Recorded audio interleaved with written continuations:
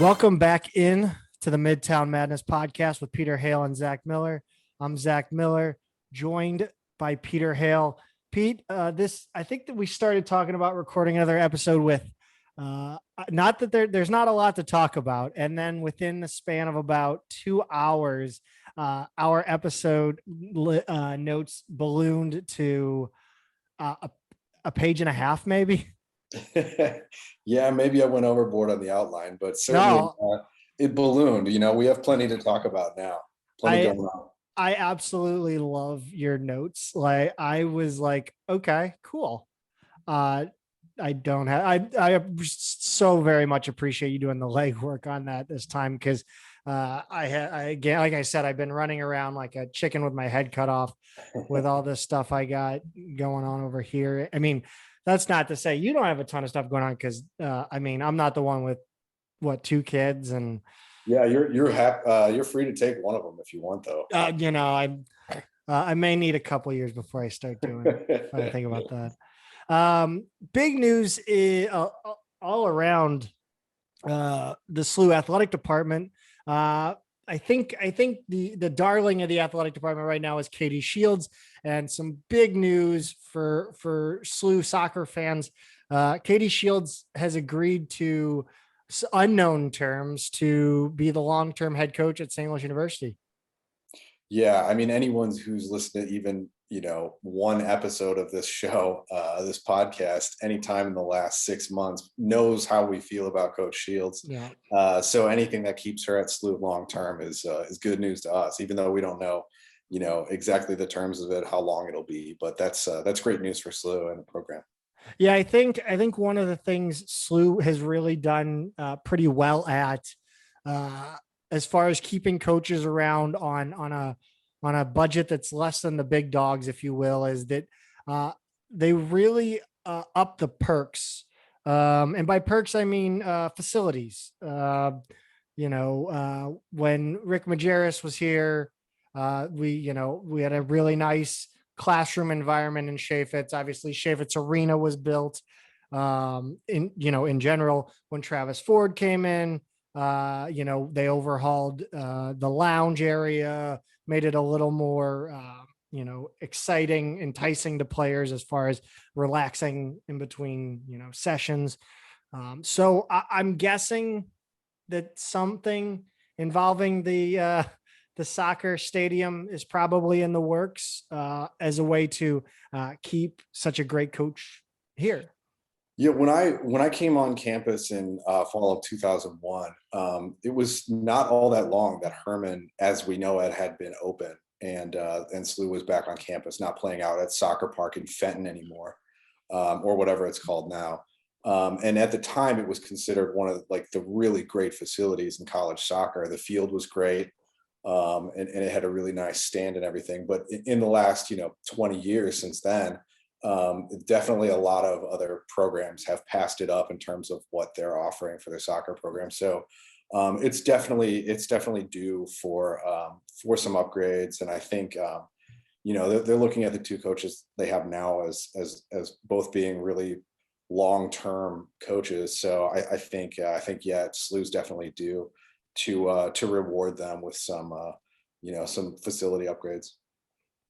Yeah, one of the things that I've been kind of harping on for a long time is fan comfort additions to the stadiums.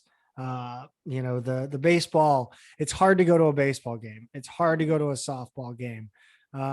It's not exactly comfortable. Soccer, it's a little bit easier because it's 90 minutes. It's a different atmosphere for that sport, but I mean, we could stand to, have a better concession stand, a better, seating area, gives fans, stadium seats, if you will.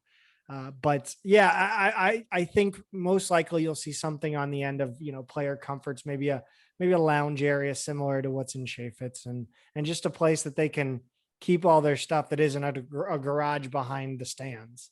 Yeah, that'd be great.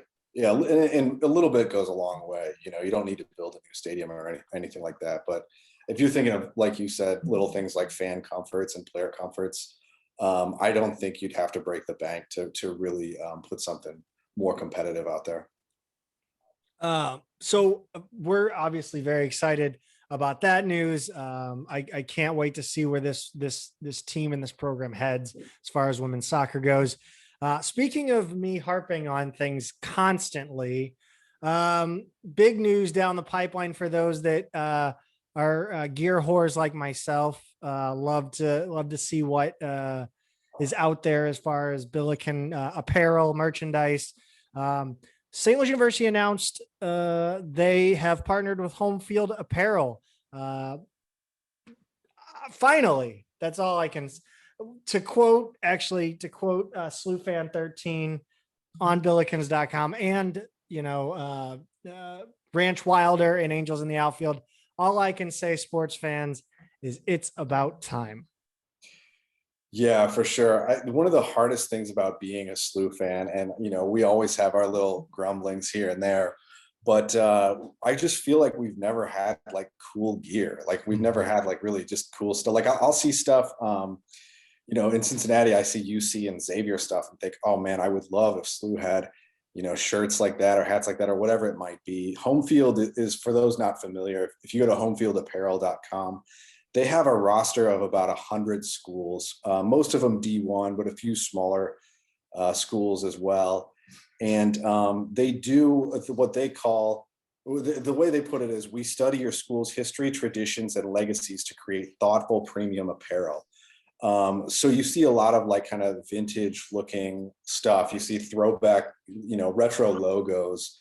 So if there are like maybe some of the older iterations of the Billiken logo you really like, you could probably expect to see that on some of their stuff. It's really cool stuff that I would wear. Most of the stuff I see in the SLU bookstore is just kind of, I don't know, like I just feel like I would look like a golf dad if I wore it. Yeah, it's always like overly athletic or way too simplistic. Yeah. You have your standard polos, and then like you'll have like dry fit gear made by like Under Armour, Nike, which I love because I'm in the gym constantly. But like I want to have a tri blend shirt with a cool Billiken from like the 70s on it. Which I actually was having a conversation, and it's funny how Billiken fans kind of their mind wanders into the negative immediately. Is how could the athletic department mess us up? And I really don't think that this is no longer in the athletic department's hands. They have given home. I believe this is my understanding, is that Homefield has been given the license to create their own SLU apparel. And I don't think SLU will have much of a final approval process. I think this is kind of, run with it at Homefield. Yeah, so I think what SLU would do is kind of give them the book, like the history book, of Mm-hmm. like here's our word mark over the years, here's our logo over the years, how the Billiken has evolved. Here's what our uniforms looked like at various stages. Mm-hmm. So now Homefield has basically a full historic portfolio of what SLU has kind of put on the field over the years, and they're going to create some designs based on that. So this is not going to like replace, for those who are like aren't familiar with it, it's not going to like replace the SLU bookstore or like anything like that. This is just another option with for some t-shirts, sweatshirts, stuff like that. They really, I think it is just mostly shirts that they do, Yeah. not like shorts or anything other like that. The best thing to do if you go to their website is just kind of start looking at some of the peer schools. Like today I looked at Belmont, Xavier. They both have like 8 different designs. George Washington has like 5. There's 15 for Dayton right now, and they kind of come and go, as things sell out. But it's basically, here's some stuff that we have not really had before, and at any time we should have several options. So it's pretty cool. And the best thing that we as SLU fans can do is kind of vote with our dollars and let them know we like it. So I'm looking at like the George Washington page right now, and if I were a GW fan, I would buy one of each of these. I think they all look awesome. They all represent a different era in the school's history. So yeah, anyway, really cool stuff, and it's good to have more options. Yeah, I'm excited. I think I trust Homefield. with this. And the only thing I don't want to see a bunch of Billiken from the last Billiken. That's like the last thing I want to see. I want to see anything before, 2000. Like that's where I want them to head. And I think they will. We don't have an official announcement on when it's going to drop. But I just in guessing back and forth, my guess is fall, just with the start of the athletic seasons. And we have been in contact with them, tentatively hoping to get them on the podcast. Tried to get them for this episode, but they thought it might be better, when they do have designs ready to go, maybe, talk about them on the podcast before they drop. So that would be a fun episode, and hopefully we'll get that done closer to fall. Yeah, they'll do more of a formal announcement, I'm Yep. sure, when it comes close. Like right now, they just announced publicly that they're launching LSU. So that's obviously a big fish for them, and I think they just opened up the Notre Dame store. So obviously there's a couple bigger fish to fry for them right now, but yeah, once they get closer, I'm sure we'll start to see some stuff. And also have to shout out West Pine Bills, who's been Of course. haranguing them on Twitter nonstop along with SLU. The first thing after SLU announced it this morning, the first thing that Homefield did was to at West Pine Bills to kind of say, all right, here you go, get off our backs now. So a lot of credit to them. Yeah, I think I took a little too much credit in my mind as well for my harassment. My initial attempt for what's the shorts company out there, 19.9. There's a company Sure. that Yeah, I does don't know. replica vintage basketball shorts.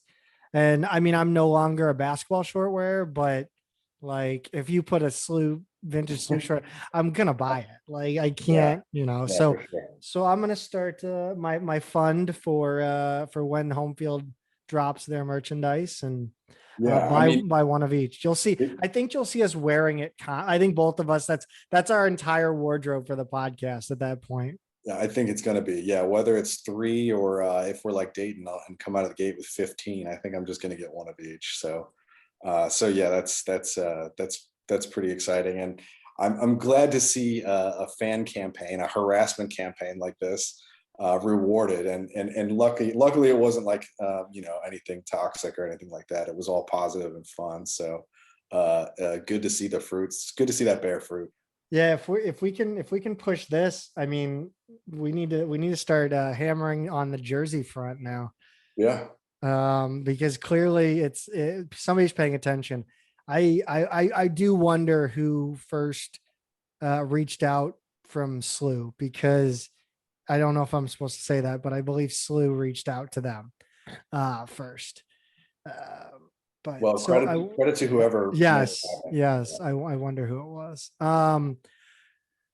The Billikens are heading south of the border to get into basketball specific talk. Um, did you book your flight for Cancun yet? not not yet. I don't know if I'll make this one. To clarify, the Billikens have, I believe Rothstein on Twitter broke the news. The Billikens will join Buffalo, Illinois State, Stephen F. Austin in Cancun, November 23rd and 24th. This will be the MTE for the year. The field, the reaction was lukewarm, to say the least, on social media and the message board. Yeah, it was tepid. I mean, a school like SLU, as much faith as we have in our program, we don't necessarily, if we get into one of these events, want to be the marquee team. But honestly, there really isn't a marquee team. The other four or the other three that they announced are Buffalo, Stephen F. Austin, and Illinois State. If you look at their KenPom ratings from last year, SLU was the best at 53. Then you've got Buffalo at 77. Stephen F. Austin was 151. Illinois State 198. Normally, Stephen F. Austin and Illinois State are a little stronger than that. Buffalo was actually a really good team last year, and they lost a couple games late in the MAC season. But that I think they were in the NIT field with us, and that's a good squad.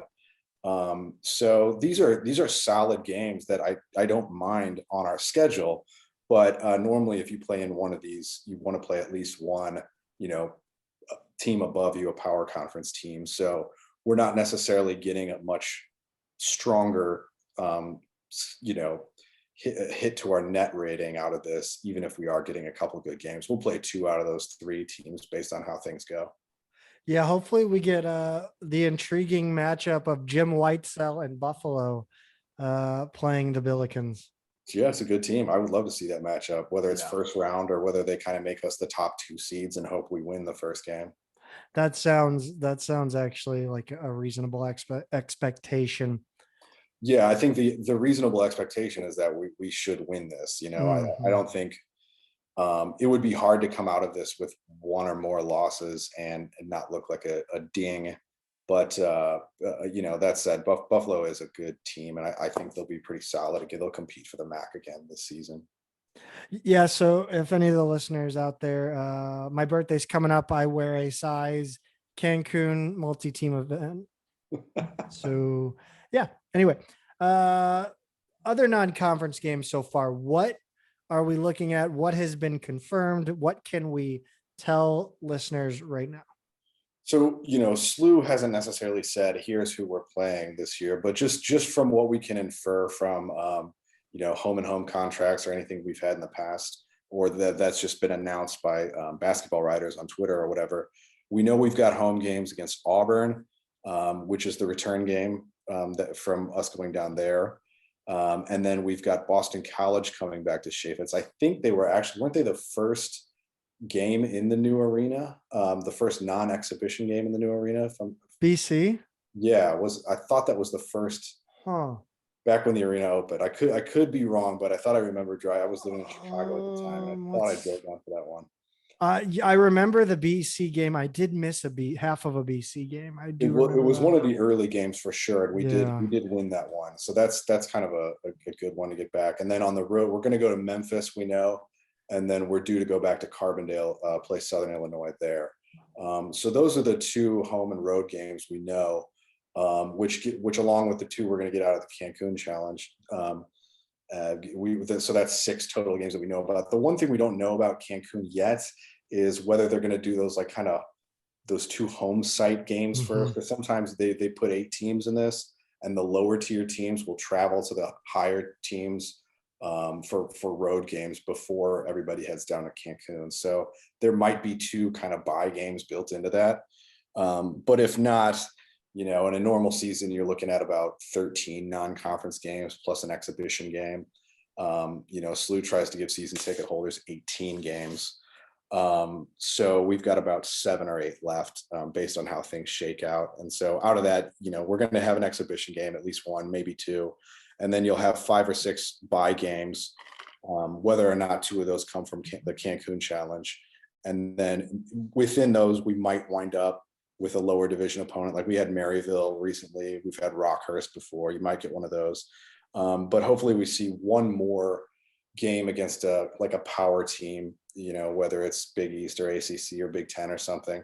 And whether that's home, away, or neutral, we could wind up with one more. But we've already got as many road games as we played 2 seasons ago. So we're mostly going to have home bye games announced from here. Just a couple of notes. Kent State was the first game, and we lost in overtime. And then Memphis is actually interesting because it's kind of a neutral site game, but it's not really. It'll be at the FedEx Forum, I believe. Well, that is their home arena. Is it really? Yeah. That's their home. Yeah. Oh, who knew? All right. Yeah, it shows how much I care about Memphis. That'll be fun though. That'll be a fun trip. I will be there for sure. I'm assuming you will mark that on your calendar as well. Yeah, I'll try to get down there. So they opened the FedEx Forum when I was a manager at SLU. We actually, the first time we went down to Memphis, the first couple of years, we played in the Pyramid, which I think You now they've mean got a Bass Pro Shops in, and then uh, they moved to the FedEx Forum. The FedEx Forum's great because it's like a block off of yeah. P Street, so you just get like a downtown hotel room, Yep. and you can be on foot all weekend. Basically, it's a great trip, and it's only 4 hours south of St. Louis. So Yeah, I traveled down there for Miami Heat versus the Memphis Grizzlies to see Willie Reed. Oh, nice. Yeah. Uh, I liked to visit I like heading over to Jerry the King Lawler's. The 10-year-old in me like to stop in there and check out the wrestling memorabilia. There you go. But yeah, Beale Street still awesome. And we should be out of this by then. I'm guessing completely. Everything should be ready to go. So Beale Street will be hopping, and the Billikens should have a good chance to go in there and steal one from Memphis. Um, the A10 matchups were announced today, just kind of randomly out of the blue. I think I didn't expect all I because I messaged you and because I don't really I see like the headline and then I wait till the end of the day to actually see what's going on. But yeah, Rothstein again breaking news. Yeah, it wasn't the league, so I'm not sure who his source was or whether they wanted it to come out today, but it Mhm. did. So they give you your 5 home and home matchups and then tell you who are your single home opponents and your single away opponents. So our home and homes this year, we've got Dayton, Bonaventure, LaSalle, UMass, and Richmond. Home games, we play single games against VCU, George Washington, St. Joe's, and Fordham. And then we go on the road for one-offs against Davidson, Duquesne, Rhode Island, and Mason. What do you think? I mean, any surprises, or does that look pretty standard? I would have loved to trade like LaSalle or UMass for VCU. Obviously, I think that's something that everybody could get behind. But we can't get everything we want. I really hate the 4 away games only, because those seem like teams that you just go into their arena and lay an egg against. Especially Duquesne, obviously with Dambrot and Davidson, of course. Davidson's impossible to beat over there, apparently for us. We've never won there. Yeah, no. So Like it not literally not is once. impossible. Yeah, Duquesne is also, I mean, since we're kind of the geographic outlier to the west of the conference, Duquesne is the second closest team. So I think this is actually only the second or third time they have not been a home and home for us. So I generally like to see that one as a home and home just because it's a little bit easier trip for people. Rhode Island is I don't think they're going to be a top team this year, but it's a tough trip, and they're the farthest team away and everything. And then George Mason, you want to take care of business, but you never Mhm. know. Yeah. They can be tricky. It's weird because you've got VCU at home, and even though Ace Baldwin, it looks like he might miss some or all of the season with an injury, then you've got George Washington, St. Joe's, and Fordham, which I kind of like those as road games because we can beat them Yeah. pretty easily. So those are all, aside from VCU, those are all supposed to be definite wins for us this year. They're not exactly exciting for fans either to show up to. No, I mean, at least you've got your home and homes. You've got Dayton and Bonaventure and Richmond Mhm. coming in. They're all good. UMass has some talent, so there's some intrigue there with those games, and obviously VCU is good to get at home. But yeah, that's 3 games where you're not going to get much excitement from the fans before those. Yeah, I think fans will be excited regardless, just to get in back into the arena. If I'm assuming we'll be at full capacity, I can't see why we wouldn't.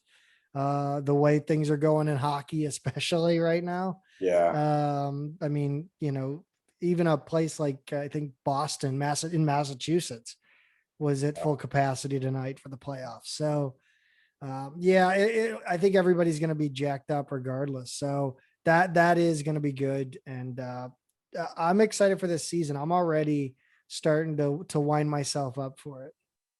yeah. I'm also looking at it like it's gonna it's gonna happen as a normal season. I know we're not quite nationally where we probably need to be in terms of vaccination rate, but it's Mhm. slowly getting closer. And I think the new cases are going down and everything. So I really think by this fall everything's going to be okay for full arenas. Um, Speaking of the outlook for the season, I'm going to jump since it's an easier transition. And I just, ruined that transition. Anyway, roster outlook. Speaking of the outlook for the season, um, what are we looking at here, man? You're the you lock in more on this than I do. Well, yeah, well, I thought it was interesting. One of the recent interviews that Ford gave, and he hasn't spoken a lot lately, but one of the things he did say, basketball wise, was they do like the roster as it stands right now. We have 12 scholarship players, plus a couple walk-ons, but that he still, like, we have 2 spots left because Perkins doesn't count against the scholarship total. Normally, you get 13, so we kind of de facto have 14 for this year because he gets his bonus COVID year. Um, but he said he would use one or both of those scholarships for the right opportunity for the right players. And the 2 kind of players that he mentioned were an instant impact player, which is most likely going to be a transfer because there aren't a whole lot of high school recruits left who are the kind of guys who can come in and right away be an impact player in college. Even though I do think a lot of 2021 kids, the seniors who just graduated, a lot of them are getting overlooked, or they're playing a level or 2 down from where they would, just because so many players are returning and we're focused a lot more on transfers. So an instant impact transfer, or a high school or prep player that he would be able to develop longer term, but you really need a player who's willing to kind of put in the time. You see a lot of players who don't play their freshman or maybe don't play enough sophomore year and they transfer. It's just how it is now. So if a guy's willing to kind of put in a little time and know that he's going to get his later, that's the other kind of player that they're open to right now. So I just thought that was an interesting comment from Ford. But when you look at who's coming and who's going and who's returning on this roster, what do you see? I mean, would you use these scholarships? Would you use 1, 2? I mean, do we have any real needs? It just feels like there's so many players out there. Like we have so many players. I'm interested to see mostly, I think the big question mark right now is Williams. He needs a waiver and I don't really understand why. Perhaps, and I don't know if SLU fans agree with me or see it the same way. I don't get it. Do you have any sort of clarification on that I for don't me? have any real insight there, except that a lot of people were counting on this being the offseason that the NCAA would say, okay, starting now, it's instant transfers, just like we had last year where they basically cleared everybody. Um, that's it. So far, it sounds like they're setting up that to be the rule for the following year, not this season. But I think the way that it stands now is if it's your first transfer, you're eligible immediately. But because Williams has already played at 2 schools, he went to Cleveland State and then Oakland before transferring to SLU. It being his second transfer, or his third school, they still want a waiver. So we don't know yet whether he's going to be playing this season or not. And honestly, that's a really important piece of information for us as Mhm. we're recruiting, because like there are probably a lot of players that they would offer and try and get on the roster now if they knew he wasn't going to be playing. But if they think he's going to be playing, then they're a little more comfortable. So it's frustrating that it's probably going to be a few more months before we have clarity on that. Yeah, I wonder. I'm not sure what I would do with the scholarships. I was kind of hoping for who is the guy from Gonzaga, but that doesn't sound like it's going to happen. Aaron Cook. Yeah, Aaron Cook. So I mean, if you can find me a big, again, I think we talk about a stretch 5 or a stretch 4 so very often on this podcast, and that's really what I would take if you can find one out there. I always get hung up on that idea, yeah, and it's not like they're a dime a dozen. That's a pretty Does Cody Ellis have any eligibility left? yeah, give him a call. Yes, but somebody like that would be a nice fit. I mean, but it also depends on where they think Lawrence Son is. Yeah, you forget about Lawrence. Yeah, I mean, so there's a guy who's 6'7", 6'8", who can shoot it. But he's also a more developmental prospect. Mhm. He didn't play much this past season. He was never going to. This season, he's probably still looking at pretty limited minutes. But if he's able to kind of make a big jump, there's at least part of that. But I look at the guys returning, and it's like, well, I want to see Hargrove play a little bit more. Mhm. More than anyone else on this roster, who I want to see make the biggest jump in terms of minutes is Strickland. Yeah. He's instant excitement, instant offense. You know, What we saw that during what game was that where he just I I mean believe a few games in a row where he came in yeah. late, and it was just every game you were guaranteed one highlight reel dunk, and it was like, Uh, okay, give me a little bit more of that this season. I want to see him come along. So I get attached to these guys, and I really want to see each of them kind of take the next step. But there's only so many minutes to go around, and you've got Okoro coming in after his sit season where he kind of got healthy, got into shape and everything, to kind of restart at SLU. And then you've got Nesbitt, who's ready to play, and he's gonna be a starter alongside Collins. So in the backcourt. So that's a lot of minutes right there just between those two, even though French and Goodwin are gone. So not everybody could take a big leap in terms of their minutes. One of the interesting things about Okoro is I mean, he's constantly in the gym and he's constantly posting on social media. He might be able to bring that stretch, a little bit of a stretch to the game. Yeah, I think he's got a little bit of a shot. he does. He's got some mid range. I don't think you're going to see him like kind of step out to all the way to the corner or anything like Mhm. that. But I agree. I think he's got enough like kind of free throw line extended range there. He's incredibly long, so he's got a great like stride too to kind of give himself separation and get to the rim. And he'll do something. He'll take one step and then dunk it, and kind of like, whoa. All right, we haven't had anyone who can do that in a while. So I'm pretty excited about what he brings to the roster for sure. This roster is kind of like that scene in The Hangover where Phil keeps forgetting about the tiger, and everybody on this team is the tiger. That's right. Yeah. Like Jimmy Bell, I forgot about the goddamn Jimmy Bell. Yeah, every conversation I've had with anyone about this team next year, it's always at some point you go, well, you remember we did sign Williams, right?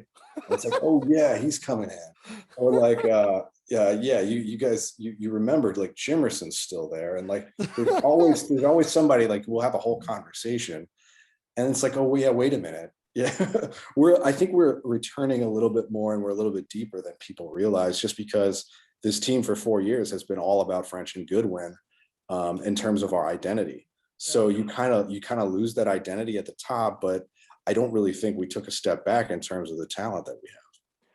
I think, yeah. And I think we're gaining a little youthful exuberance in identity. I think I think if this team can take the identity of Yuri Collins and Terrence Hargrove, especially as far as just Terrence Hargrove, especially because I don't know if I know of a better um, just energy guy, like just loves to be around the team, loves the game, like just he just is always excited, having fun, doing something energetic. Yeah, I mean, if you could replicate his attitude, I mean, I would give that to every single player I ever met in a heartbeat. I mean, Yeah. that's what complete buy-in, positivity, putting in the work. I mean, we talked about it last time, either on the last show or two shows ago, where he's having a lot of fun this season, or this off season. He's playing pickup games. He's playing Mhm. really competitive local pickup games with guys who are playing college ball elsewhere, and just really good players. And he looks like he's added muscle. He's really putting in the effort this year. So you want to see him be rewarded for that. So yeah, there's just a lot of kind of exciting pieces like that, and we're absolutely gonna be competitive at the top of this conference again. I think the biggest illustration for Terrence Hargrove's attitude is that he really did come in with a local legend status out of high school. He really was kind of that guy that his town and the city of East St. Louis, as far as like the young teens, the kid, the the 8, 9, 10 year olds were just very much. He was kind of an icon to them, a local icon, and to come in and have to sit for what now 2 years now. Yeah, and I almost. mean, he's gotten some minutes and he's had Yeah, some big games and he's made some crucial plays. So it's not like he's just stashed at the end of the bench. But right. you make a great point about who he was coming out of high school because what is it? He played for 5 coaches in 4 years at East St. Mhm. Louis. Like they had a lot of turnover with the coach there, and the one consistent thing was Hargrove every year. So he was playing different styles for different coaches, and in his senior year, he's playing his best basketball at the right time and gets him a state championship. So people remember that forever. I mean, Mhm. that is absolutely legendary status coming out of high school. So and then yeah, and then you saw after he was the first in that class to commit, and then helped recruit Collins. Mhm. So yeah, absolutely, those are 2 guys that I want to be in the face of the program. Um, let's uh let's move on to guys that could be Billikens in the future. Recruiting news. We got a new offer out this week. Tell the people about it that may not have seen it. Yeah, so Jalen Quinn he's going to be a senior. He's a point guard from Tuscola, Illinois, which is kind of along I-57 for those who know their downstate Illinois a little bit. Um, Small town, high school is small, Tuscola High School, about 300 kids. So I think they play in Class 1A in Illinois. So he's dominating his typical high school games. But now he's starting to kind of open eyes for AAU for the Illinois Wolves out of Chicago. So he got an offer this weekend when he was visiting campus. It's great to see the staff alongside him on the visit. He said he had a great visit and they gave an offer. So this kid, he's a nice player. He's 6'3", 185. He's got a really good build for a point guard, really good size, moves well. When I was watching some tape on him, the thing that kind of, at first I was kind of like, he kind of looks limited athletically. He didn't really jump off video for me. But then he'll like just kind of, he plays at a certain pace. Like he's always playing at exactly the right pace, and he'll just like rip off a two-handed dunk just like that no one saw coming. So he's kind of got that craftiness to his game, along with some power, some finesse. Really smart player. He actually played football and baseball, wide receiver and shortstop, but decided to kind of focus on basketball. So he's got that kind of versatility too. So he's got a really well-rounded game for a point guard. I think he would be a nice fit on this roster. So his star is really starting to rise. He's visiting Belmont, Southern Illinois, Marquette, Butler, some other schools coming up. So he's getting around. But SLU is smart to get in and offer when they did, and I like him a lot. Yeah, he's a long, lanky kid, 6'2", 170. For reference, I'm 5'11", 170. So that is thin, thin, thin for now. Yeah, he's got offers out at least via or at least you know, on 24/7 sports from Drake, Illinois, Chicago, Loyola, Chicago, and Southern Illinois. So the Missouri Valley is definitely sniffing around quite a bit. Yeah, he's got a few others. I think did you mention SIUC, and then but he's Yeah. got Belmont, Mhm. SEMO, Eastern Illinois, Wofford is Okay. another one who got in there with an offer. So a lot of those are actually pretty recent offers too, and I think he's grown a little bit. He's more like 6'3", 185, 190 now. So Oh wow. so yeah, so he's grown too. But a really nice recruit, and it's great to see players getting back on campus. What a cool sight to see again. Yeah.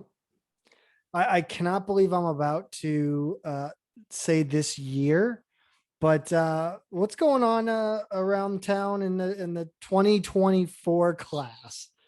So there is only very recently has this come to my attention, but St. Louis Christian Academy has a 7'2" rising sophomore, a 2024 recruit.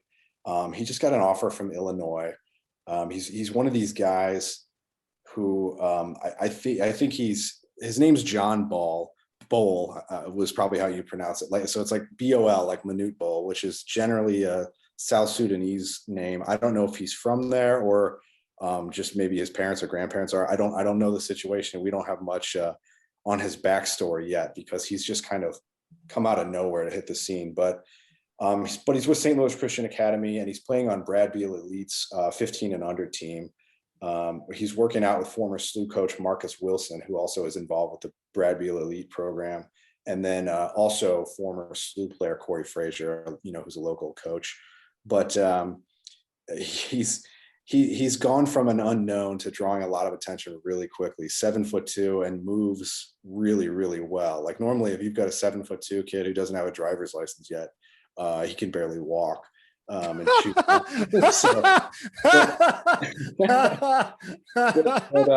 Yeah, no like baby giraffe syndrome with this guy. I mean, he really immediately you're like, oh wow, that's a legit basketball player. So keep an eye on him. I don't know a whole lot more about him right now. He's just starting to get offers, and every coach who has seen him play AAU so far is highly intrigued.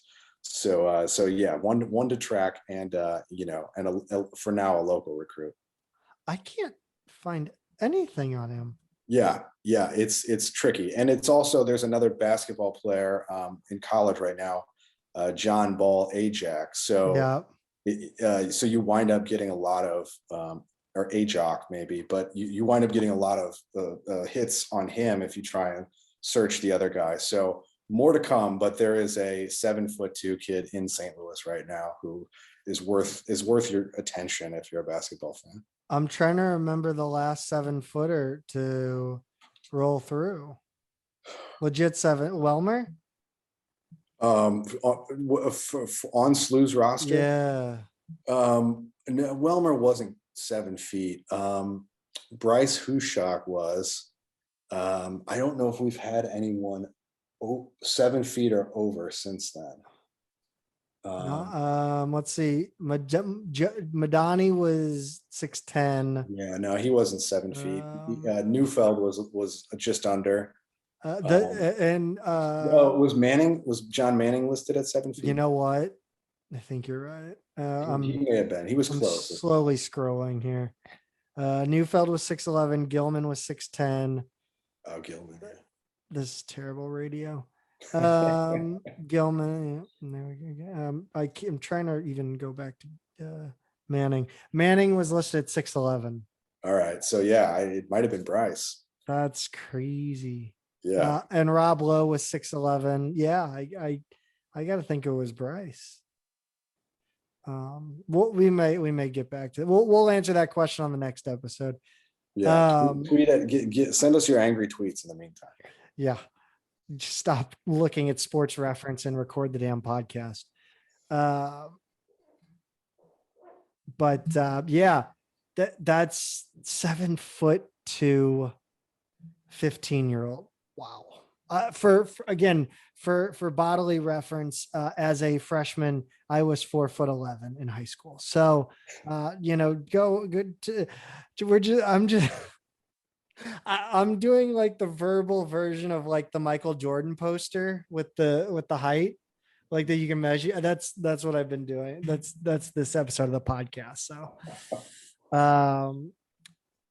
now we get into some absurd. Speaking of the absurd, as in 7'2", let's go to absurd off the basketball court. One of St. Louis University's finest alums, Austin McBroom, is back in the news, and this time it's not for being canceled on the internet. He is gonna box. Are we? We're definitely tuning in. To say I will buy the pay-per-view. I'm not saying I'm going to illegally stream it because that would be irresponsible of me. But I can't bring myself to spend $1 on Austin McBroom. No, I'm not giving any money to this thing at all. It should not exist. For those who are kind of wondering what we're talking about, there is this weekend on June 12th, there's a live pay-per-view It's coming from Hard Rock Stadium in Miami Gardens. It's YouTubers versus TikTokers, battle of the platforms, and it's I think a 6 match card with a bunch of like they're gonna box. These TikTokers and YouTubers are gonna box each other. I don't know if any of them are any good. It shouldn't exist, but here we are. This is like a lame ass version of like Guns and Hoses. Yeah, This is the like Gen Z Guns and Hoses.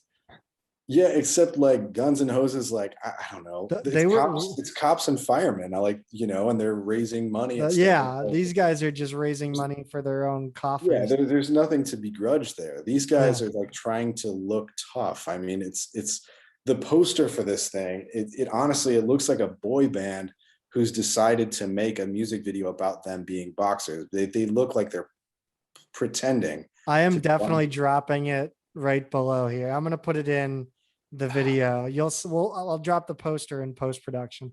It's yeah, it's horrible. But somehow McBroom, I guess, contrary to what you said before, he has not been canceled because he is the lead.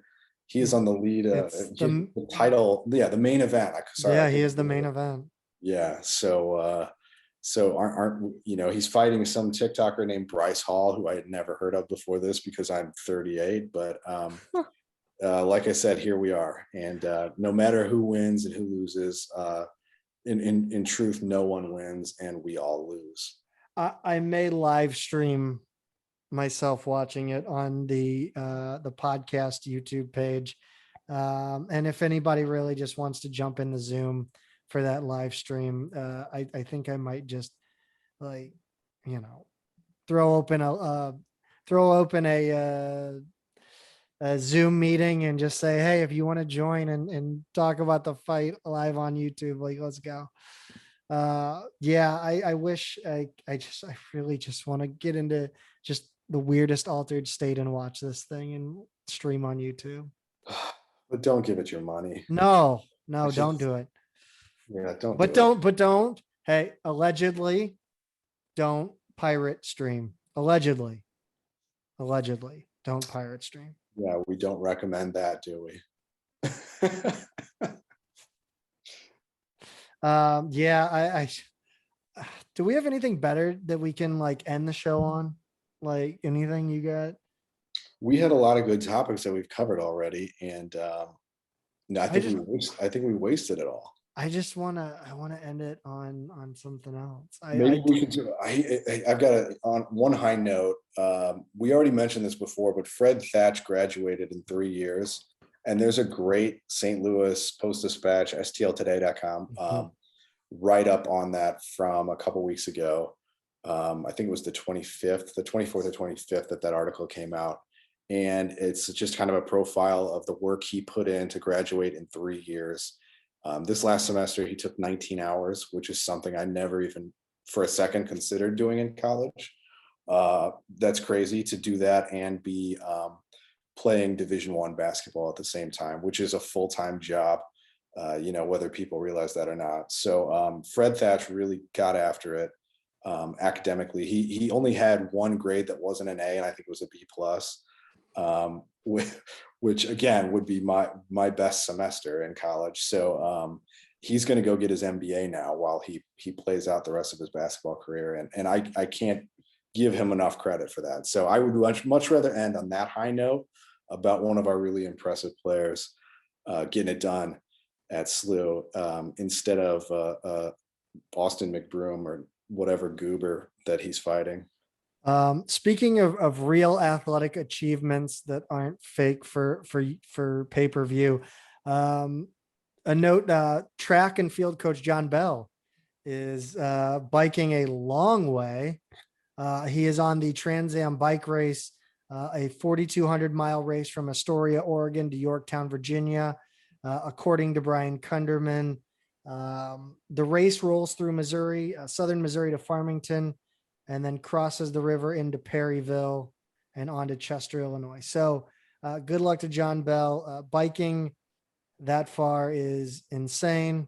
And follow him on that at, I think it's Yeah, you can follow it. Brian Kunderman, tweet out the lead. That's B Kunderman with one N, on Twitter. Obviously, if you listen to this, you probably follow him anyway. So, yeah, both of those. I mean, the Fred Thatch thing, unbelievable. I took me 5 years to graduate, and that was just at SLU, not including my year and a half at community college. So, anyway, yeah, I think that's about it for the podcast. Glad we could find a couple things worthwhile to end this episode on. Um, get at us on Twitter. Follow us on, make sure you're liking and subscribing to the podcast, and look out for my potential live stream Saturday night if I'm bombed out of my mind. Who knows? Pete, anything else for the people out there? Uh, no, that's it for me. Just go Bills and keep the faith, and let's get ready for a good season ahead. Yeah. What's the countdown on the season? What are we looking at? Where are we? We're about 5 months away, about 150 days. We're We can getting do there. it. We're We getting can do there. it. Yeah. Yeah. All right, guys. Thanks for listening. We'll talk to you soon.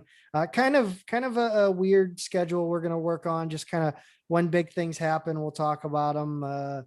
Just kind of take it easy this summer, and we'll be ready to come back strong for you guys weekly when the season starts.